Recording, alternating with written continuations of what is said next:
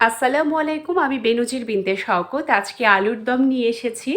শুরুতেই আমি গরম তেলে তেজপাতাটা ফোড়ন হিসেবে দিয়ে দিলাম, একটু নেড়ে নেব। তারপর আমি যেটা করব সেটা হচ্ছে, আমি আগে থেকেই গরম মশলা নিয়ে রেখেছি। দুটো দারচিনি মাঝখান থেকে ভেঙে রেখেছি, 4টে এলাচ ফেলে রেখেছি, আর 4টে লবঙ্গ। আমি গরম মশলাটা অ্যাড করছি,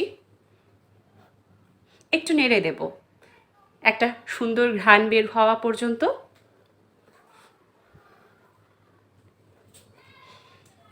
আমি আলুর দমে আস্ত জিরেটা ব্যবহার করছি শুরুতে ফোড়ন হিসেবে।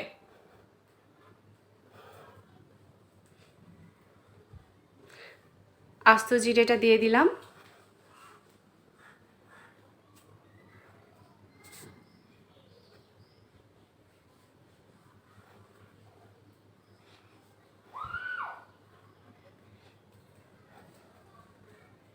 সম্পূর্ণ জিরেটা দেওয়া শেষ হওয়ার পর আমি যেটা করছি সেটা হচ্ছে, আমি 4টা মরিচ নিয়ে রেখেছি, শুকনো মরিচ, মাঝখান থেকে 2 টুকরো করে দিয়ে দিলাম।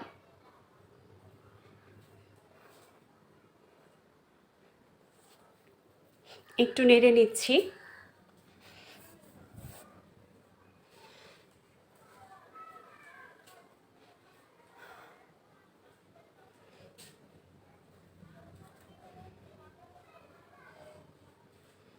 এখন পেঁয়াজ কুচিটা দিয়ে দিচ্ছি। আমি এখানে 4টা পেঁয়াজ ইউজ করেছি। খানিকটা নাড়ছি। 1 চা চামচ রসুন বাটা অ্যাড করলাম।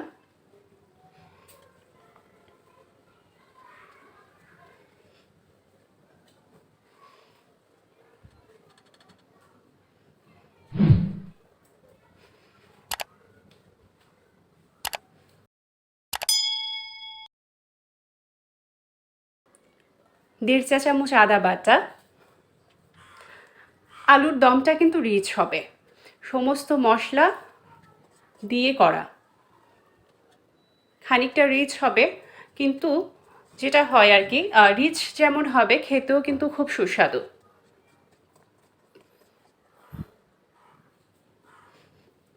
আলুর দমটা আপনারা রুটির সাথে, লুচির সাথে, ভাতের সাথে যে কোনোভাবেই খেতে পারেন।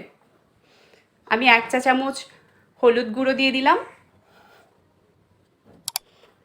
প্রয়োজনে পরবর্তীতে হলুদ গুঁড়ো আরও ব্যবহার করা যেতে পারে, প্রথমে কমিয়েই ব্যবহার করলাম। দিয়ে দিচ্ছি 2 চা চামচ মরিচের গুঁড়ো। যারা ঝাল বেশি খান তারা মরিচ আরও বাড়িয়ে দিতে পারেন, সমস্যা নেই তাতে। আর যারা কম খান, বাচ্চারা আছে বাসায়, তারা একটু কমিয়ে দেবেন। চুলোর আঁচটা একটু কমিয়ে দিলাম যাতে নিচে পুড়ে না যায়। আমি গরম মশলাটা দিয়ে দিয়েছি। যারা গরম মশলা শেষে দিতে পছন্দ করেন তারা শেষেই দিতে পারেন। আমি পানি দিয়ে দিলাম। পানিটা একেবারেই দিয়ে দিব, ঝোল ব্যবহার করছি।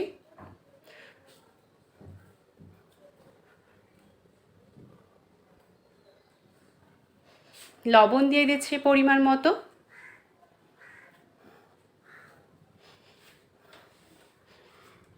ঝোলের পানিটা যখন ফুটতে থাকবে তখন আমি সেদ্ধ করা আলুটা দিয়ে দিচ্ছি। আলুগুলো সেদ্ধ করার ছিল, এরপর 2 টুকরো করে রেখেছি। চুলোর আঁচটা মাঝারি দিয়ে দিয়েছি। মরিচের গুঁড়ো, হলুদের গুঁড়ো এগুলো আমি আবার ব্যবহার করছি, যেহেতু আমার মনে হচ্ছে হয়তো কম দিয়েছিলাম, যার কারণে। আর আমি শেষে যেটা করব সেটা হচ্ছে, ভাজা জিরের গুঁড়ো, টালা জিরের গুঁড়োটা দিয়ে একেবারে নামিয়ে নেব। আমি টালা জিরের গুঁড়োটাও দিয়ে দিয়েছি এর মধ্যে। এখন আমার তরকারি পুরোপুরি শেষ। বাসায় চেষ্টা করে জানাবেন কেমন লাগলো। ধন্যবাদ।